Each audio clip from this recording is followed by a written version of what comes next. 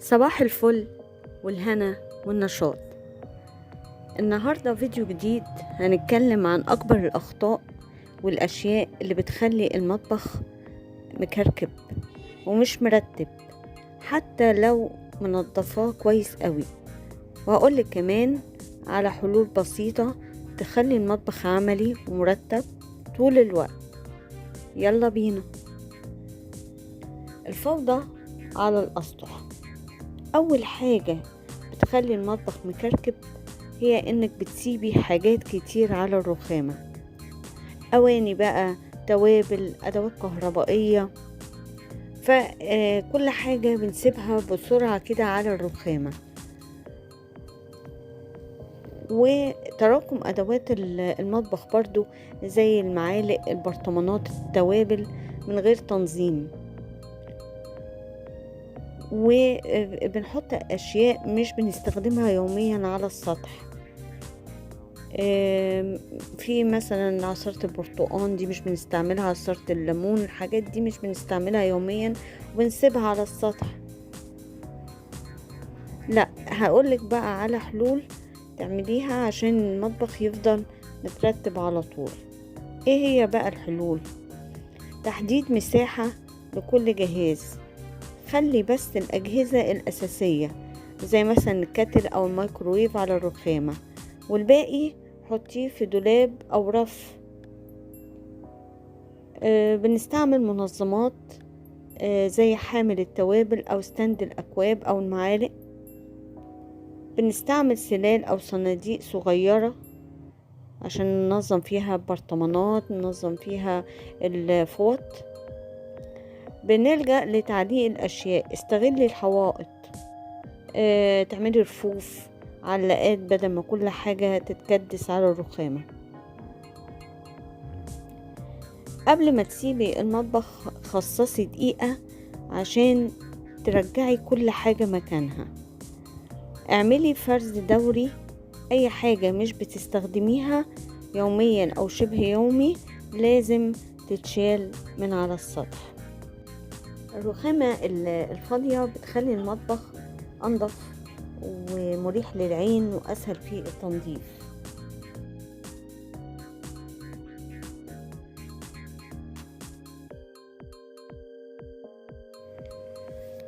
تاني حاجة الأدوات المكسرة أو اللي مش بنستخدمها.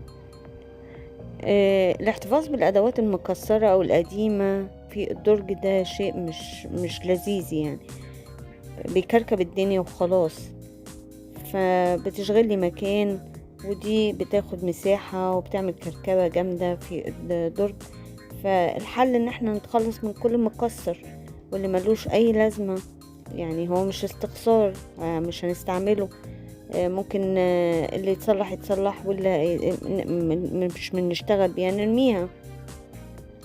لان كتر العلب برضو الفارغة، رف مليان عليه برطمانات فارغة والعلب الكتيرة تعمل زحمة من غير فايدة. الحل ان انت تحتفظي بالعلبة المناسبة وترمي الباقي، وبكده الدرج هيبقى منظم ونظيف طول الوقت. بالنسبة للتوابل اللي في كل مكان، برضو علب مترمية هنا وهناك، لما تكون توابل منتشرة في كل مكان بيخلي المطبخ بشكل عشوائي. الحل استخدمي منظم توابل او درج مخصص عشان يبقوا في مكان واحد، وما تقعديش تدوري فين الفلفل الاسود وفين بهارات سبعة وفين البابريكا، كله بيبقى في مكان واحد.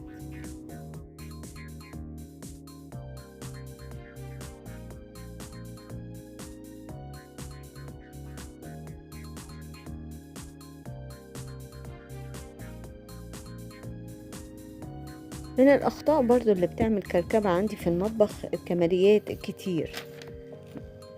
أدوات صغيرة كده كهربائية مش بنستخدمها كل يوم زي ماكينة الوافل والعصارة، عصارة البرتقان. الأجهزة الصغيرة دي ملهاش استخدام يومي، وبس بتاخد مساحة وبتعمل لي كركبة. طب الحل ايه؟ بطلع الأجهزة دي بس وقت ما عايزة استعملها وادخلها تاني مكانها عشان اخلي سطح او الرخامة فاضي وما يبقاش عليه كركبة.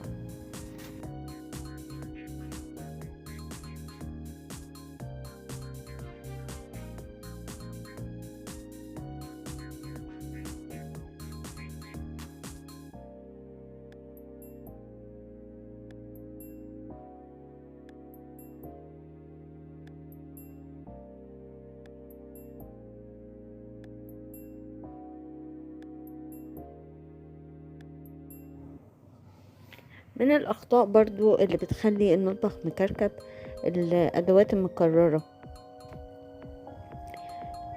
أحيانا بيكون عندنا من الحاجة حاجات كتير زي الطاسات والمعالق الخشب والحلل بتبقى شبه بعض، فالتكرار ده بيعمل فوضى، وفي الدرج بيبقى شكلها فوضوي قوي. فالحل ان انا بحتفظ باللي بستخدمه بس، والباقي بحطه لوحده في مكان تاني عشان ما يكركبليش الدنيا في الدرج.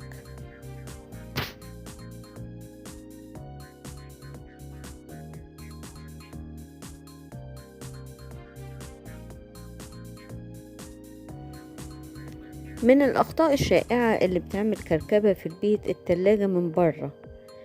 ألاقي حاطين عليها ورق مغناطيس بشكل مبالغ فيه.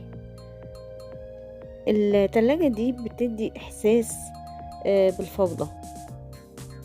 الحل بقى، خدي الحاجات المهمة اللي عليها زي الصور والحاجات دي وحطيها في فايل كده لوحده، وخلي التلاجة بسيطة ونظيفة، فبتدي شكل أناقة لما بتبقى فاضية كده من بره، ويبقى سهل عليكي التنظيف. حتى لو جبتي فوطة بجلانس كده هتلمعيها، هتبقى بتلمع زي الفل، تدي إحساس بالنظافة.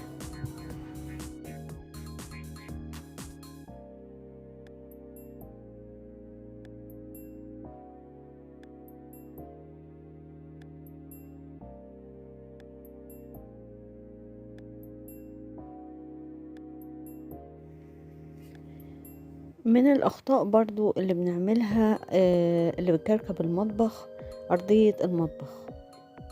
أرضية المطبخ من الحاجات اللي لو فاضية بيبان المطبخ نظيف وبيسهل ان احنا ننضفه، لكن احنا في ناس بتسيب الشنط او الادوات اللي بيشتروها على الارض، بيدي شكل مش مرتب ابدا. الحل ان احنا بنجمع كل المشتريات بتاعتنا، سواء طماطم نحطها في السلة بتاعتها في التلاجة على طول، نطلعها من الاكياس. الفلفل برضو، الخيار يتغسل ويتحط في العلبة بتاعته وتحتيه ورق عشان يمتص الرطوبة. يعني نخصص سلة لكل منتج، ونخلي الأرضية فاضية تماما.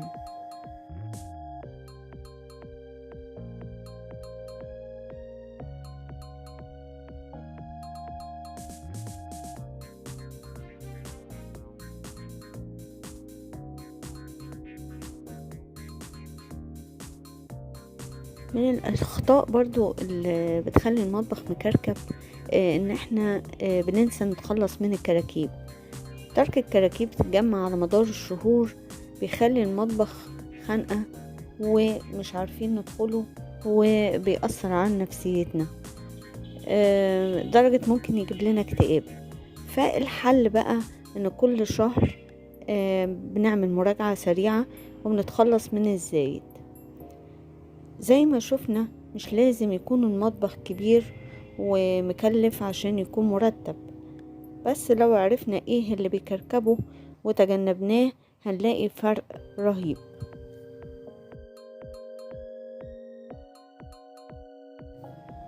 اكتبولي بقى في التعليقات ايه اكتر حاجة بتخلي المطبخ مكركب، واذا عجبك الفيديو ما تنسيش لايك واشتراك في القناة وتفعيل الجرس عشان يوصلك كل جديد.